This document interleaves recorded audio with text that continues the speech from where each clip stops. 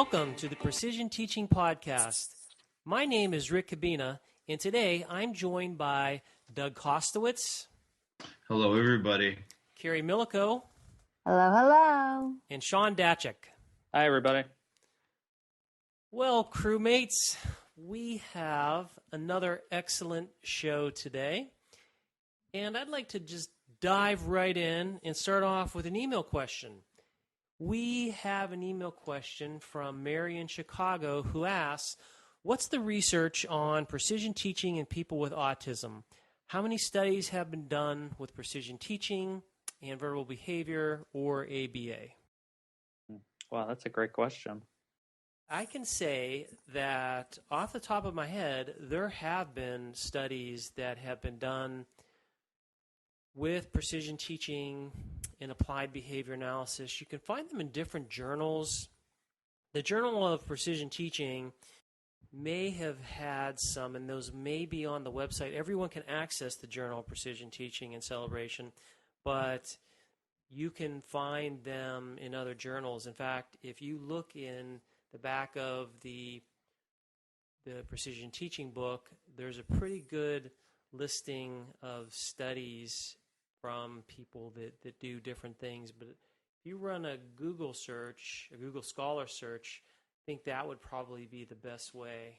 And I would also say that in JPTC, the Journal of Precision Teaching Acceleration, that Michael Fabrizio and Kelly Ferris publish a lot of case studies in there, and their population is primarily children with autism. So I'm not sure if you're looking more for the controlled research side of things, or if you're a practitioner and looking to apply PT in your work with autism. But, they're a great resource. And I know for a good amount of time that they had a case study or something in almost every issue of the journal for a while there. And then I also would just say that I imagine that the verbal behavior that's mentioned in this email question and ABA is more of a shortened little, like, for the verbal behavior approach to working with children with autism, and the ABA is just like not just the general applied behavior analysis, but the ABA when you're just working with people with autism. Because I would say that precision teaching always, not always, but a good portion of precision teaching involves, training up verbal behavior. And I would argue that precision teaching is a part of applied behavior analysis, and it's not something different. So I just wanted to add that in. That's a great point. The people who listen to our podcast and those who are new, precision teaching is mainly the science of measurement. And there's a lot of measurement-heavy stuff that goes on with precision teaching. Of course, out of that technology, you've probably heard of behavioral fluency. I can think of a study now, as you were talking, Carrie, that came out of Doug Greer's lab. Doug Greer is a very famous behavior analyst who is at Columbia University, and one of his students, I think it was a dissertation maybe, or maybe more than one, but one I know for sure was a study where they looked at doing fluency building, and that was a ABA study. So you can definitely find research out there that's showing the legitimacy of precision teaching and how it helps people make better decisions and understand their content better. Okay, let's move on to our education news. By the way, Mary, thank you for that question. It was a good one. So we have occasionally we come across controversial parts of education, and certainly this news item is very controversial. There is a House bill that's being offered in Kansas, and it's House Bill 2699. And this House bill what it does is it clarifies a lot of different types of terms that would be law. And what caught our attention is the representative who is putting this forward. It's Gail Finnery. She is talking about codifying corporal punishment. And I have the House bill here in front of me, and the way she defines it, she says corporal punishment means up to 10 forceful applications in succession of a bare open hand palm against the clothed buttocks of a child in any such reasonable physical force on the child as may be necessary to hold, restrain, or control the child in the course of maintaining authority over the child, acknowledging that redness or bruising may occur on the tender skin of a child as a result. As used in this subsection, child includes a person over the age of 18 who is enrolled in high school. What do you all think about this bill? This is absolute idiocy. Yes. I cannot believe that we're still having arguments about how to quote unquote define beating your kids and using it under the guise of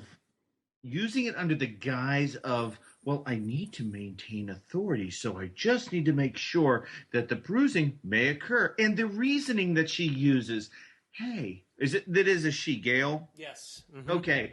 The reasons that she says, even in the article, we're a little frustrated because our law-abiding citizens in our state are actually becoming under, the laws are coming back in them, and DCF's getting involved because guess what?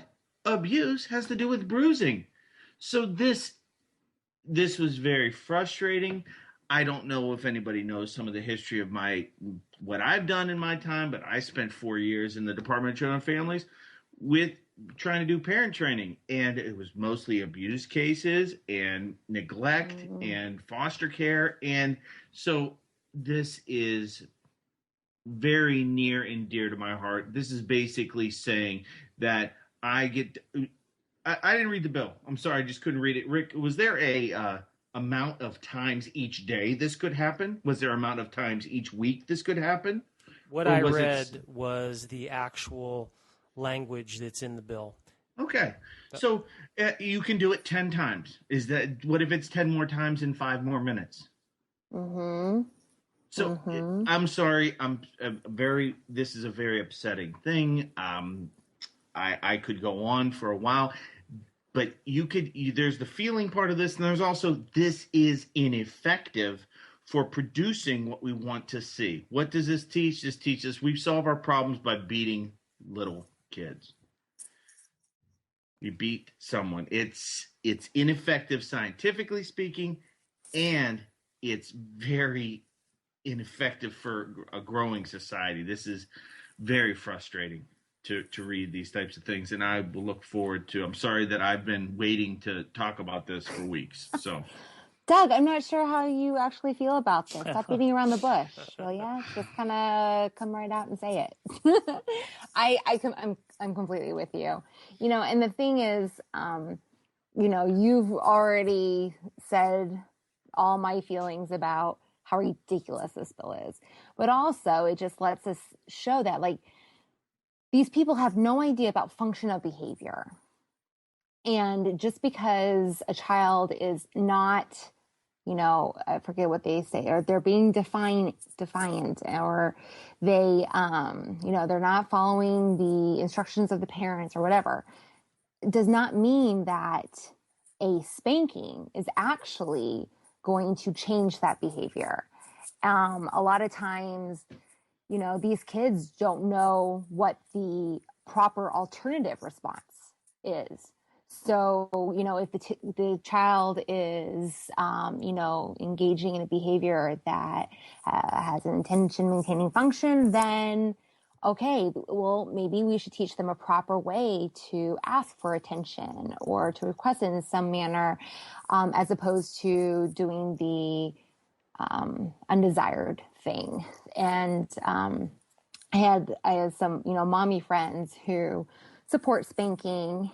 And, I don't spank my children, and I will not spank my children. But, there's some friends of mine who do, and they don't do the bruising and the redness by any means. But a lot of times the spanking doesn't then teach them what the proper response is. It just teaches them, don't do this, but not instead of do this, do this. And so we like to always say, okay, well, if they're throwing a tantrum, one, why are they throwing a tantrum? And if you really want to get to the root cause of that behavior, remove the reinforcer.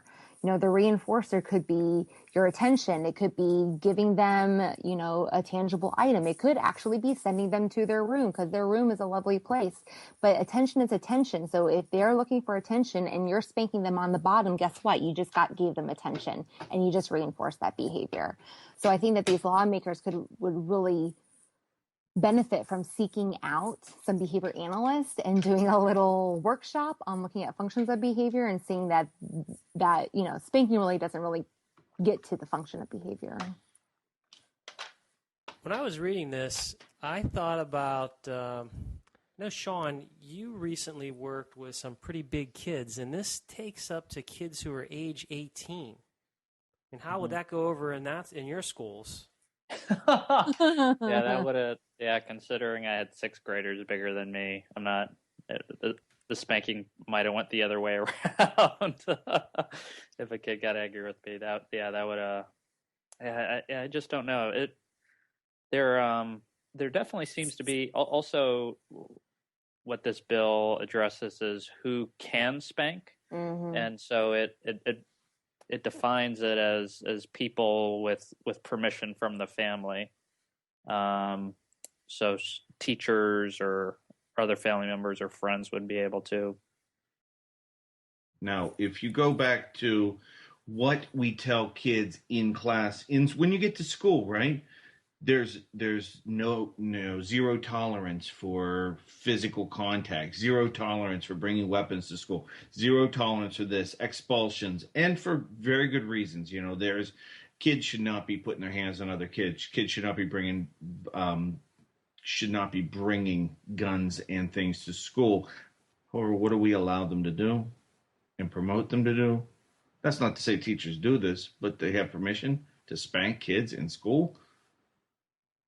This is medieval mentality is what it is. It's clear that our species, aggression is part of who we are as a species. Mm-hmm. Now, as we try to become more civilized, and we have a science of behavior, and this science of behavior very clearly delineates the effects of punishment. So if you can think about punishment in a couple of ways. When we talk about corporal punishment, that is an application of however it's defined. So here they're talking about smacking people on their behind. But punishment's supposed to suppress behavior, and there's different ways of suppressing behavior. But if you look at the work of the eminent scientist B.F. Skinner, his whole thing was about how do we not punish kids, and how do we set up positive reinforcers? How do we make things positive? And rather than trying to look very deeply at how can we grow behavior versus just always looking at how do we get rid of it, I think that's where we find us. And punishment is going to be with us for quite some time, and this bill is, there's a lot that's in this bill, but just this piece of it where they're trying to give rights to parents and give rights to schools. I don't know that if I had my kids are all older than that, but if I were living in Kansas and this became a law and I knew that parents and other folks could spank my kids because they were out of line, I might consider. I don't know. I might consider thinking about taking them elsewhere. That could be a pretty serious thing. Now, if the children, let's say, okay, so if my child, and I don't believe in spanking, my child's at school, could the teacher spank my child without my permission? That's a good question. I'm assuming yes. If your child goes to a public school and the public school is being put into, if this bill is passed and corporal punishment can be used, then if your child does something and the teacher determines that your child is worthy of corporal punishment, then this application of the barehanded smack on the behind until the child it is a permission thing, but so I don't know that I'm you sure could there's do probably that. a gray area there, though. But there's a couple things, and I want to say one thing that sparked thinking about it. You can spank up to 10 times. You can provide reasonable physical force. What if it doesn't work? All that does is pisses them off. We better spank again. We better spank again. And what invariably happens is it teaches the person who's providing that I don't have any other skill to deal with this. So it's not just providing ways for that person, for that child to learn different ways. It's how that adult interacts with that inappropriate behavior. That what am I going to do if my technique is to default to spanking? If it doesn't work, where does that leave me? It leaves me with nothing. So I'm gonna just be quiet for a little bit more. So we will keep all of you up to date on this House bill and let you know what happens to it. And this isn't the first time that, unfortunately, we've come across a news item that somehow deals with spanking or using a pretty severe punishment in schools. All right, let's move on to our science news. Our science news today is pretty interesting, I thought. The title of our story is Sugar Doesn't Make Kids Hyper in Other Parenting Myths. So 3 of us here are parents, and the other one has been around a lot of kids. So we all know what some of these myths are. What did you think about this article? Oh, gosh. I was going crazy over it. I loved it. And I think that I just love how this parent researched all this stuff, or looked for the research. And I think that is just the number one thing that parents should do is, don't necessarily trust with what, all your friends say. Oh, you should do this sleeping technique, or this with the feedings, or, even your pediatricians. Because let me tell you, my pediatrician was sitting here. We had our 6-month appointment for draws in last week. And she was like, oh, okay, well, now it's about the time that, you should start introducing solids, and rice cereal's the way to go. And I'm like, no way in hell.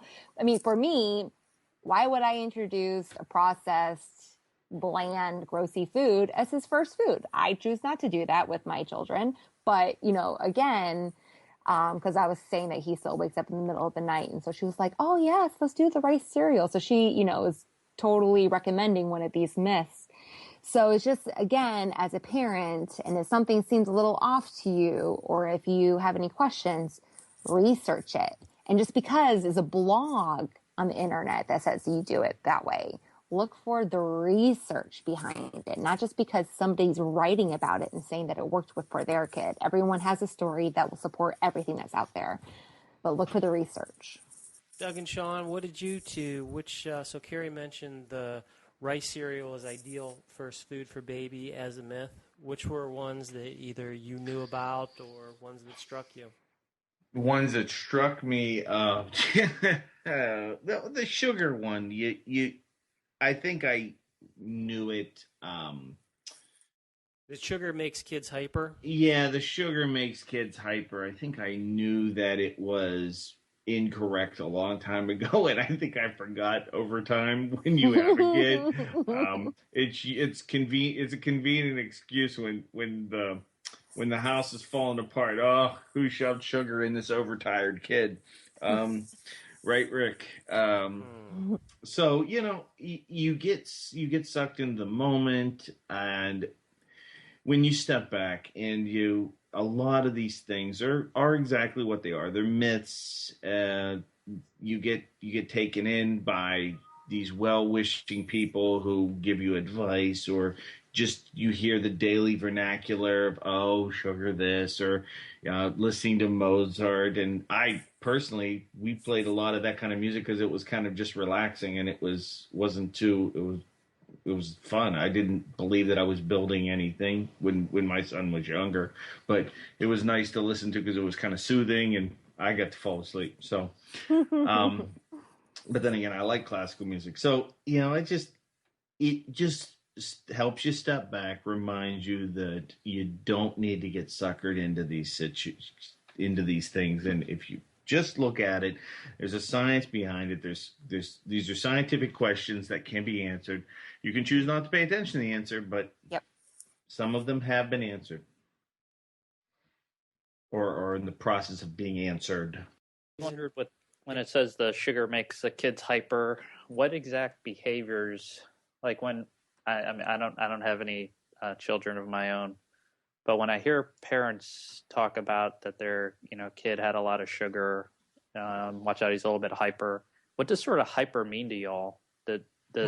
Are there like specific behaviors that sort of like, wow, that person's hyper? Or I think usually it's when you've told the kid 14 times to do something because you're ineffectively dealing with something, then that kid's hyper, and it was because of the sugar. It had nothing to do with that I'm actually doing things incorrect in the moment. It's that, oh my gosh, the kid's not listening to me, and it's that sugar's fault. It's not my fault. A perfect description of this is I was hanging out with one of my friend's kids. It was a little boy, and it was my first experience with like a little boy who's like 3 years old, and they are their own little species, I swear. And he was running around the house pretending like he was a minion from Despicable Me 2, going Beedo, Beedo, Beedo, and he was like walking on everyone and like falling into people's laps, and like, good thing that you were alert, because if not, he could have busted his head open, and like walking all over the couch, and swinging the baseball bat, and we were moving objects to get it out of his way. I mean, it was just like he was his own little wind-up toy and machine, and that would be a good classification of hyper, how I would define it in that situation. Like, nothing was stopping him. And like Doug was saying, he wasn't, people were giving him instructions and he was not attending to those, and just kind of doing his own thing. Sort of, your description made me think of a frat party I went to once. yeah. But, with 3-year-olds? Sugar. Holy smokes! They consumed another toxin. Were they listening to Mozart at that party? Yes, they were. Can't remember. Oh, They sure as heck were eating rice cereal. This article does I'll echo what Carrie said earlier. It's very important that you look at the research. There's a book of general ignorance. So there are good books out there that will cover popular things that are just in our society and science, things that people think are science that aren't true. And it's amazing. That's a great book, by the way. Yeah, so what is it called again? Oh, wait, I'll tell you. The Book of General Ignorance, I think it's called, by John Lloyd. Yep. Cool. I'll have to add it to my list. So that fits in well with our theme here. We are all about looking John at evidence. Mitchison and John Lloyd. I'm sorry. Thank you for that, Doug. We have a phenomenal interview today. We had the chance to interview the father of direct instruction, Zig Engelmann, and let's waste no time and go right into the interview.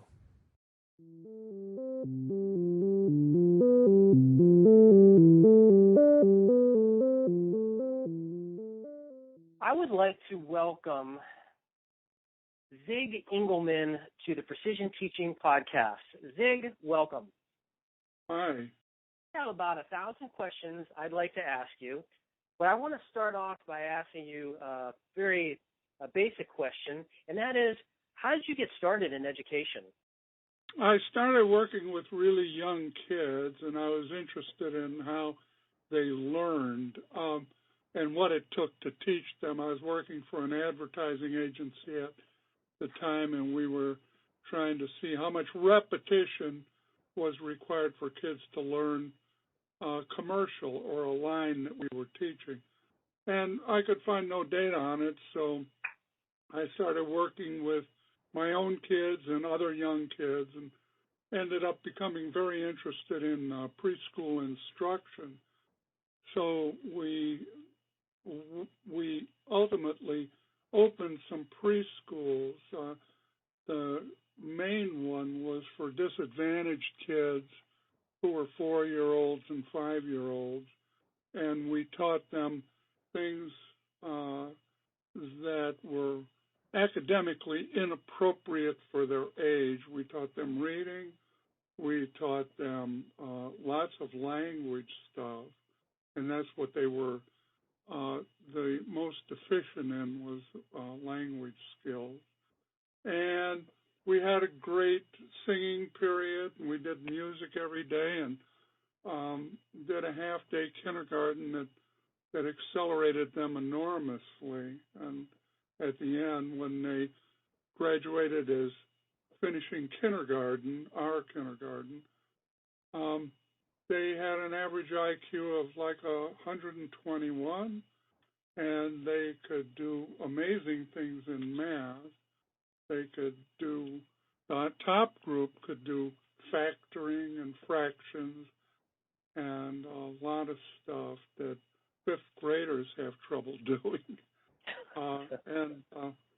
And their language skills were increased greatly. That was reflected in their IQ, and they could read on like the second grade level or what. And then from there, I got into education, like deeply, and we were involved with a lot of projects that taught kids in the elementary grades.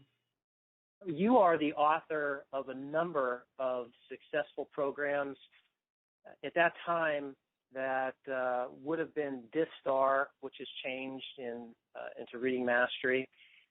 So when did you first create DISTAR? We created it actually in the preschool. That we tried out a couple of other programs that were available, and our kids weren't learning anything from them. It was a joke. And so we saw what they couldn't do, and so we focused on that, and we tried to develop simple sequences that would start with what they could do and that built kind of systematically, which means that they could take each step. If they couldn't take the next step, then there was something wrong with the way we were sequencing or developing it.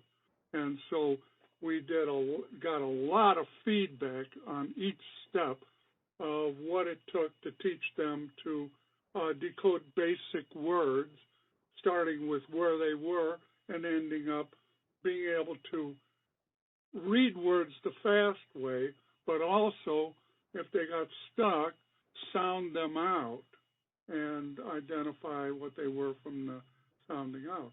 And then we just developed subsequent levels of the program along the same lines, assuming that once the kids had mastered the first level, we could start at that point and teach them. There was no going back. There was no big reviews like where we had to teach things over again, because if you have to teach it over again, they never learned it in the first place.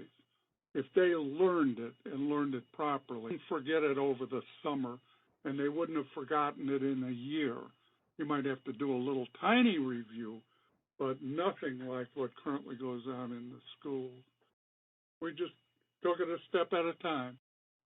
The programs that you developed now are widely regarded as being master's in instructional design, and you mentioned that you sort of came into education.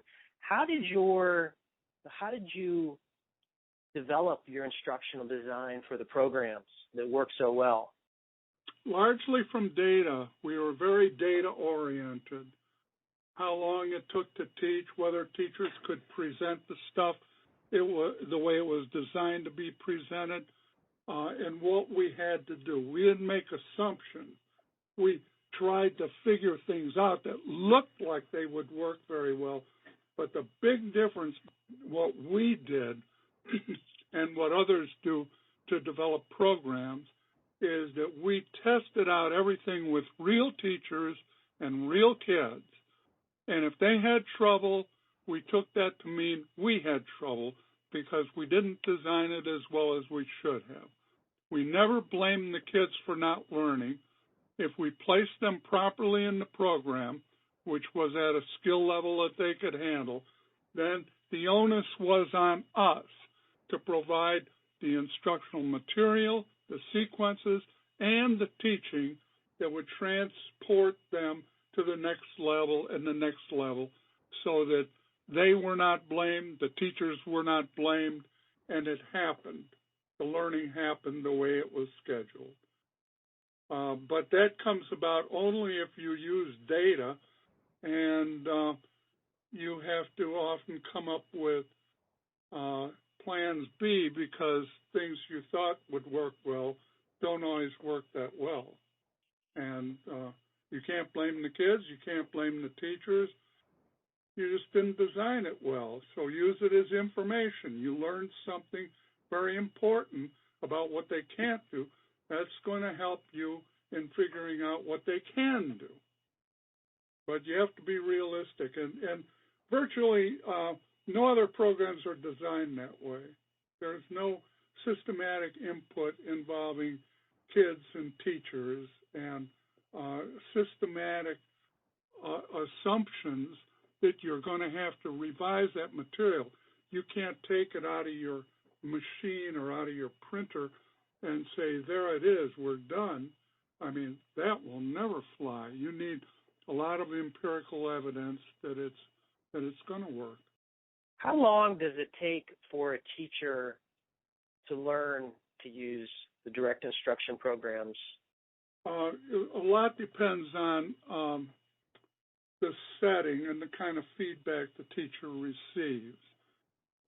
Often the teacher can get pretty good in 1 year, and that's maybe 7/10 of where she's going to go, but in 1 year. But that would mean that she would get regular feedback and would have a lot of time to practice.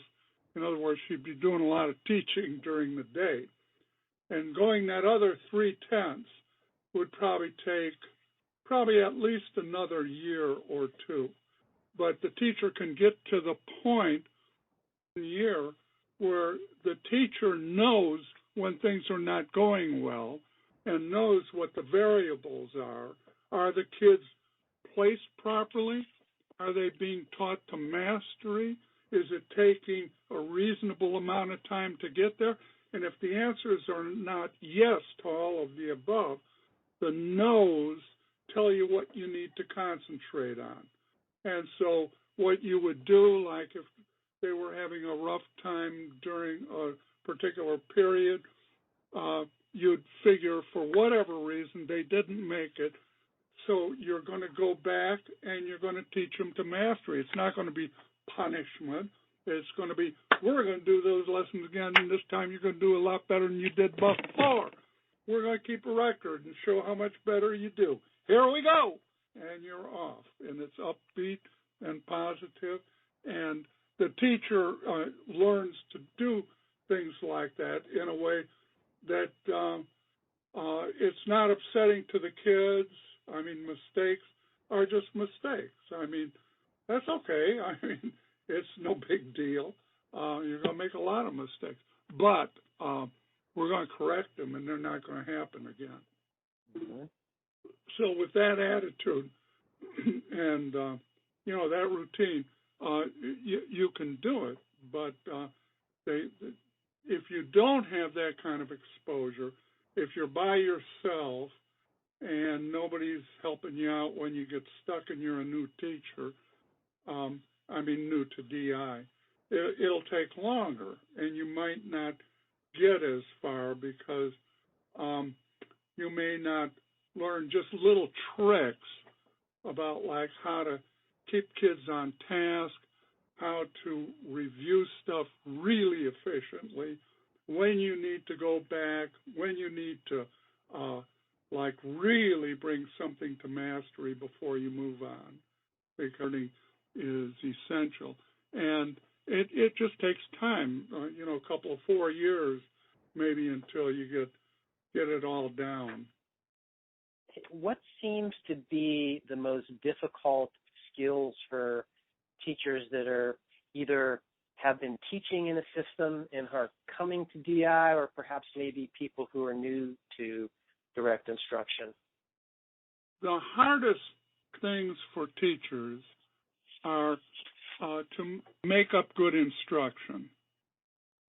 This is not something that teachers are trained in, but they're often expected to do.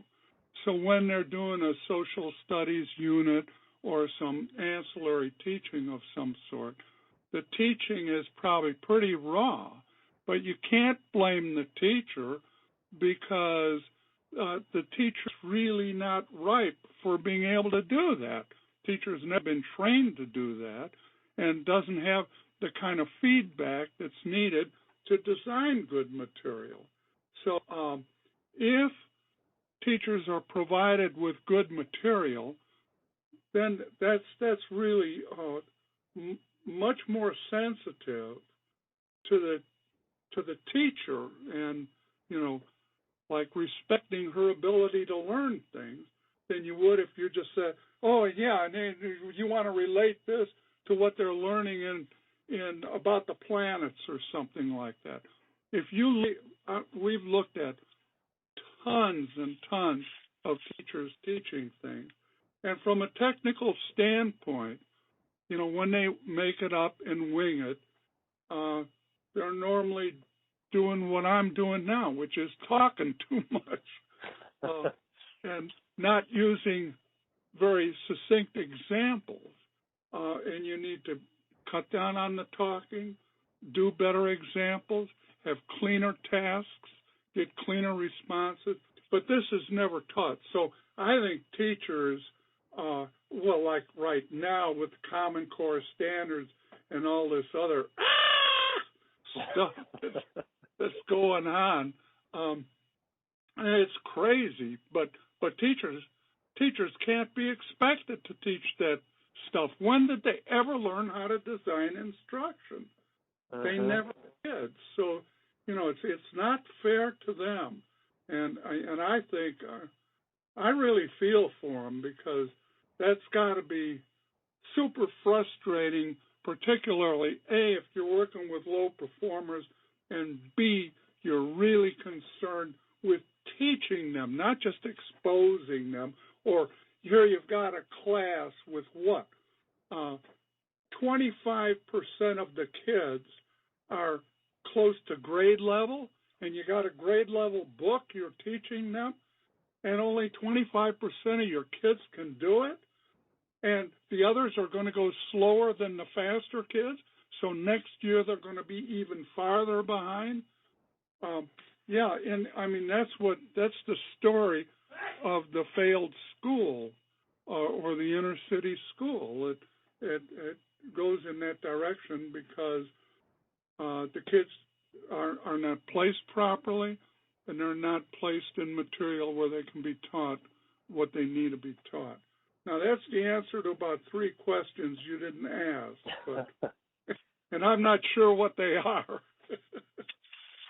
It's a nice segue into thinking about the next question, and that is talking about, if we take a step back and if we look at education as a scientific discipline, and we say, okay, what evidence do we have about things that work and things that work very well? And that brings us back to project follow-through. And for those in the audience that aren't aware of what project follow-through was, it's a federally funded research program that was geared towards empirically testing educational programs that are going to help students who are economically disadvantaged, academically disadvantaged, and help them so that they have a chance of accessing education and moving forward. And so the thought was, let's test all of these different programs. We will ask the architects of these programs to bring their programs forward and then to test those. You happen to be one of the architects of the programs, which was direct instruction, what was DISTAR at the time. So from your experience, what was that like? What was it like to bring your program in there and to have it evaluated, and what happened after? So I guess there's probably 2 or 3 questions in there. Yeah, it was a devastating experience because in the end, they waffled about evaluating the programs. They said, we can't compare programs. And the reasons they said that were that the programs they favored, the ones they were pushing, the ones that are sort of like parallel to what is like whole language or this reconstructivist notion that kids create their own reality, therefore they should be allowed to create their own reality. All these programs failed miserably, and in terms of the evaluation, it was a pretty rigid evaluation that they provided. We beat everybody in everything. We worked with kids who started in K and went through 3, and we beat everybody in reading, in math, in language, in ancillary stuff, image, in attitudes, right down the line. Everything they measured, we were in first place. And then they said, well, we're not really going to evaluate, or we're not going to share these evaluations because we don't think programs should be evaluated. Yeah, so that was after we worked 9 years with these schools. And we worked with schools on the East Coast, New York, down to South Carolina, and schools in the Midwest, Michigan, Illinois, and schools out east. We had like 17 schools we worked with, and or school districts, and some of them had, as many as 5 schools. So, and this was all in K through grade 3. And so we had a lot of schools. We had more schools than any other sponsor. And we had data, and we have never influenced mainline instruction in any way because they are still tending to propagate the myths of the programs that were disproven or proven to work pretty poorly in follow-through.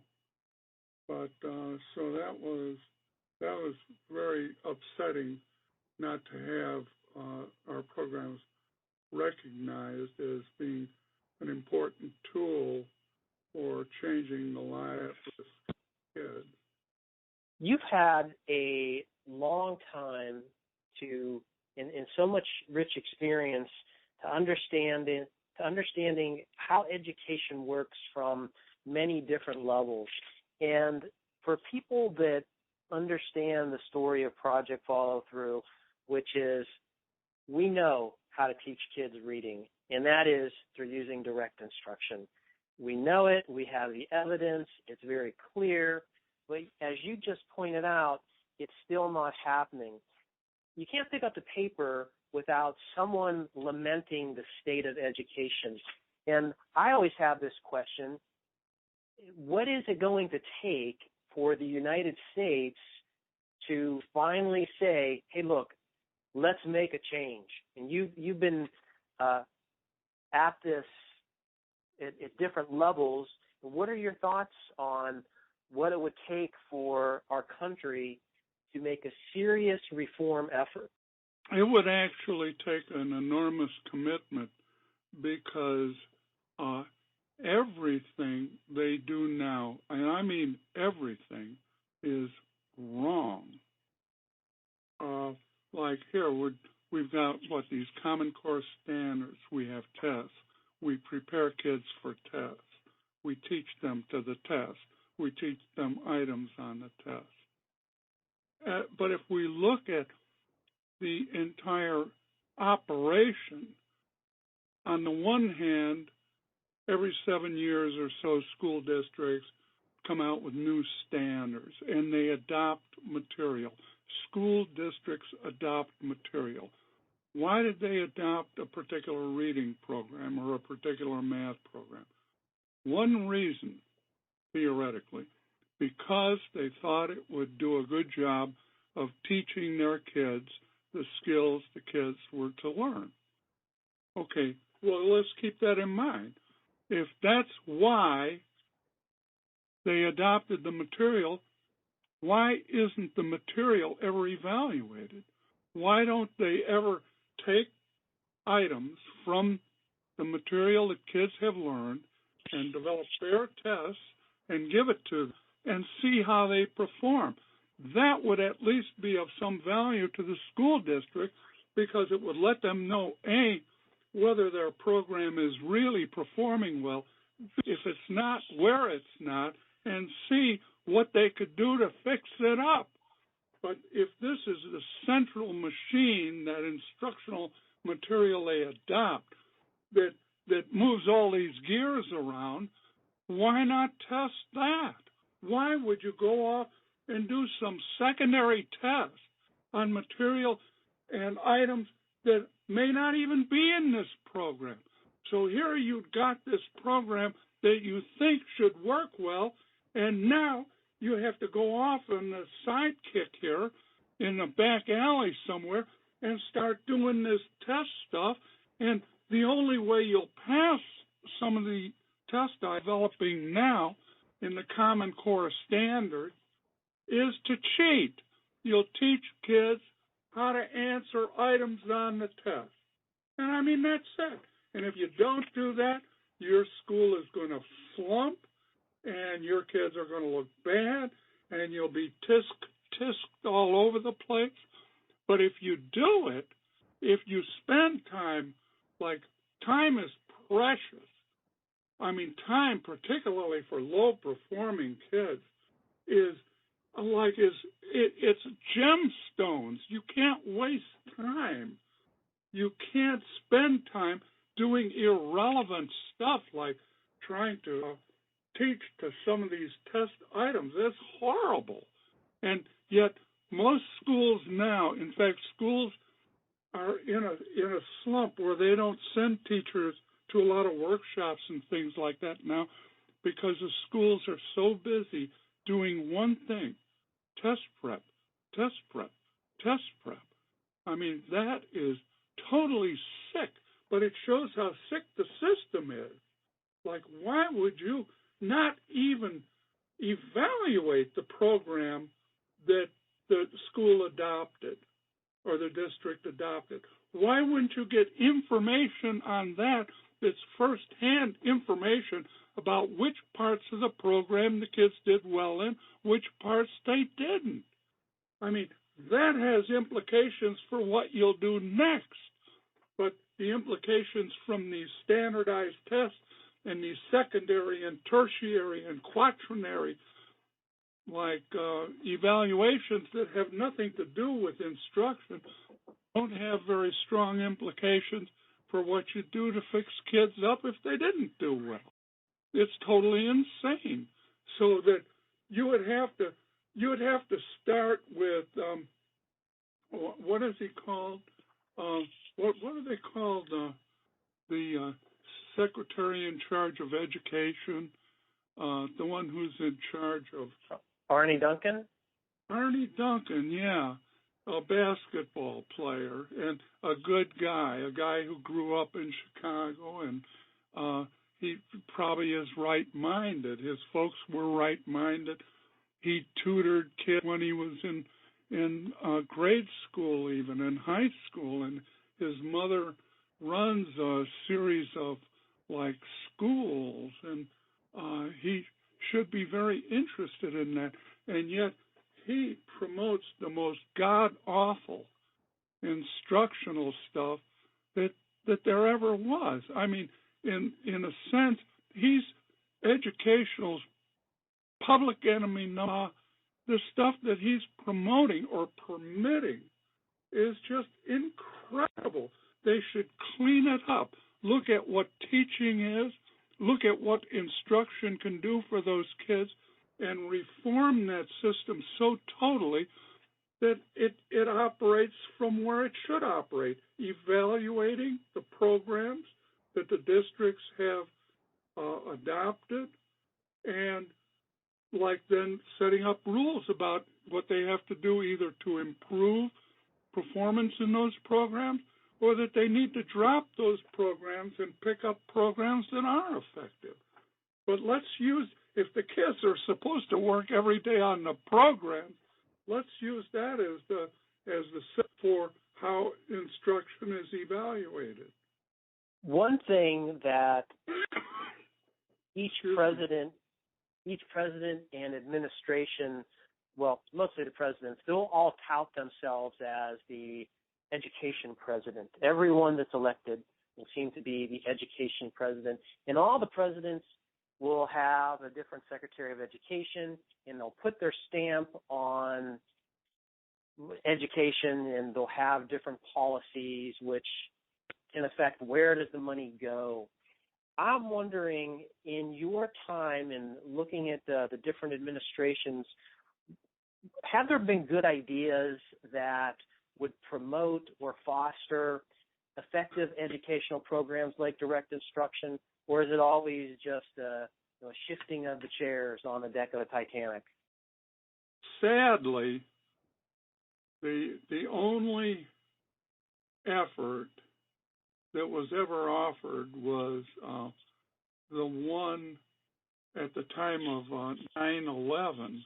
The hope was that President Bush would go around and, show schools in which DI was working well, and that they would use that as a push to start to promote direct instruction on a large scale. But then not only did that not work, it turned out that 9/11 was a date that was selected by the rebels on the basis that it was a satanic date. And so now if you go online, you can find like all kinds of blogs and YouTube submissions that argue that classroom, which was using direct instruction material and was reading The Pet Goat, which turns out to be a satanic creature, by the way, was actually holding a satanic ritual. And I mean, they're not joking, they're serious about it.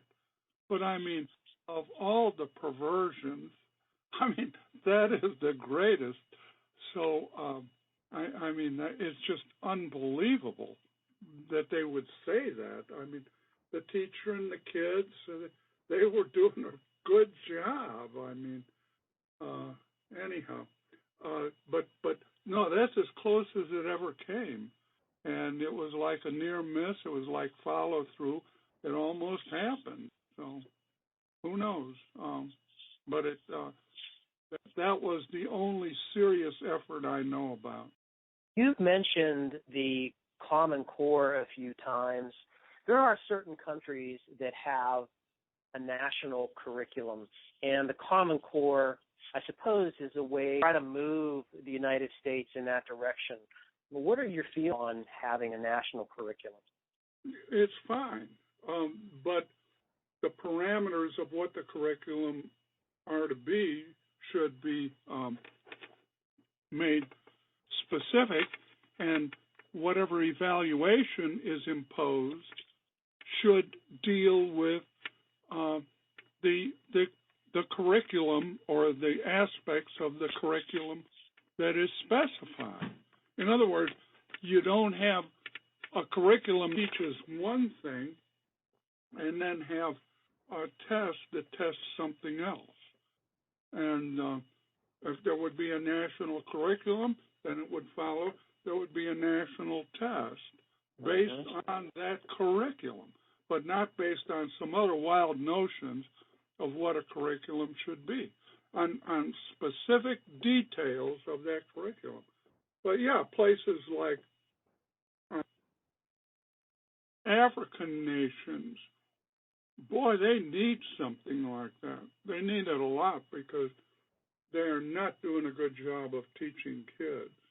And in countries that do have a reasonably well-established curriculum, they probably don't have the kind of feedback that they ought to be getting to improve the curriculum, but the curriculum is probably a lot more functional than the way we're doing it here, which is every 7 years it's a new game, and it's often just one of the older games with a new title. But it's a game because you have your curricula over here, and then you have your testing somewhere else. And how are the two supposed to fit together? There are many parents and teachers that are attracted to direct instruction. And sometimes for example, I had a parent that said, "Oh yeah, my son's going to school and they're using direct instruction," but it wasn't really the direct instruction that we are talking about. Could you describe the differences between instruction and direct instruction, or in other words, little DI and big DI? Yeah, well, there's a paper or several papers by Barak Rosenshine, and he advocates lowercase di, and it is supposed to be more teacher-created and follows the lines of teaching explicit and doing small step instruction, doing some form of scaffolding, and frequent evaluations and several other features. And these are all true, these are all valid, but his notion of what direct instruction, lowercase direct instruction is and how it's developed is wrong. We were the ones who developed lowercase di, clearly, and we called it direct instruction. His first name book, like written by Carl Breiter and I, called Teaching Disadvantaged Children in the Preschool, and it is clearly outlined, what kind of programmatic things teachers were responsible for doing. And the reason we abandoned that, and with our preschool, okay, if you go online and look at zigsite.com that have some kids showing off their math skills, these are kids who went through our preschool, which was lowercase di. We didn't use scripts then. We didn't use, material. We just taught the kids. But we used the principles of small step instruction and all these other things. And you can see them doing some stuff. This was taken in the middle of the summer after they'd been out of school for I don't know, something like 6-8 weeks, and just sat them down and reviewed some of the stuff they could do. So that, like, we developed lowercase di, and we abandoned it for one reason. We could not train teachers, new teachers. When we became involved in follow-through, we had to train large numbers of teachers, and we tried, and we couldn't do it because it just took too long. Like, we did train some people in our preschool, but like I remember the one I trained in arithmetic was Valerie Anderson, and she sat next to me, and I'd present some stuff, and then I'd point things out to her, and occasionally I'd turn it over to her to repeat a task that I did or that.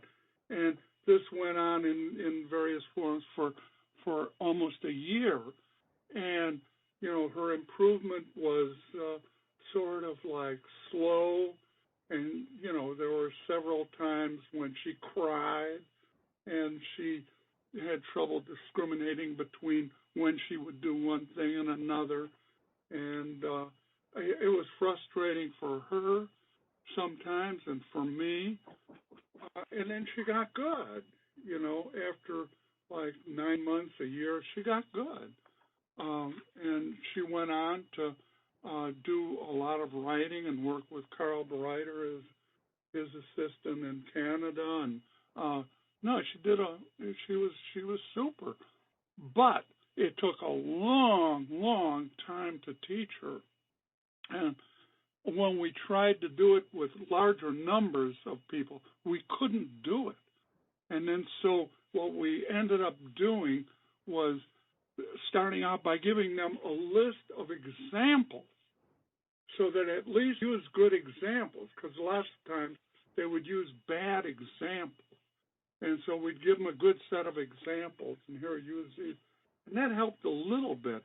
But then we scripted the wording so that instead of just having the examples, we'd have the exact wording. And then we could train teachers in about 2 months, as much as it took in a year without the scripting. So there was incredibly accelerated potential to teach with the scripted presentation. And, we stress to them it's all about teaching. And, yeah, we want you to follow the script because it provides a good model, and it'll assure that you do good wording. But this is a model for how you would teach anything. So in your head, that you're not just learning how to do this program, you're learning a great deal about teaching and how much repetition it takes for the kids to learn what kind of examples you use and how to present them in a way that you're getting good responses from the kids, and all of the technical details associated with the presentation. So that was the single reason that we stopped using lowercase di, was because we could not train teachers. And over the years, I've had contact with 2 other people who have been involved in trying to train teachers in their version of direct instruction. And they both had exactly the same situation, that they could not train teachers, that, in a timely way, they couldn't do it. In fact, in follow-through, there were 2 models that involved different versions of kind of like direct instruction like that. And one was this Larry Gotkin, and he ended up, sadly, he ended up committing suicide. He was a really great guy, and he worked very hard, but he couldn't teach stuff. He just felt he failed, and the other one was from one at one of the Eastern universities, who had a great grasp of like Socratic teaching, and she had the same problem, that they quit follow through in the second because she said, I just can't train teachers. So that's the answer, that, for what it's worth, you can train them very well with direct instruction programs. And my experience and those of others that I know had the same problem, which is they couldn't train teachers. We are coming to the end of our interview. Have there been any questions that I should have asked you, or any parting thoughts you'd like no, to? I mean, I don't know what you should have asked me. I don't know how reasonable my answers are. No, it seemed fine, and I hope I answered your question. You answered the questions perfectly. I feel like I should personally thank you, because I taught all three of my children to read using Teach Your Child to Read in 100 Easy Lessons, which was a book that, so all three of my kids, and they're now all in college, and I didn't want to leave anything to chance before they got to school. I know that might sound a little hypocritical or bad since I'm in education, but that's such an important skill. I mean, reading truly is one of the most critical skills in a literate society, and all the work that you've done has just been truly outstanding. Talking to you and listening to your answers has been wonderful, because oftentimes when you're in the field, our field of education is not like other disciplines, where if you have something that's effective, that's something that will rise to the top. But right. For a number of reasons, it just doesn't work that way in education, and it's hard for people out in the field to understand that you can have the cancer. That doesn't mean everybody wants it, and it's just, you've been at that, been fighting that good fight in that battle for so long, and certainly I know, speaking for myself and behalf of other people who understand what you've done, I admire you for that, and very thankful for all the work that you've done. Oh, well, thank you very much. I appreciate that a lot. I could go on and continue gushing for another half hour, but I'm going to thank you very much for your time and joining us on the Precision Teaching Podcast. Okay, well, thank you for inviting me.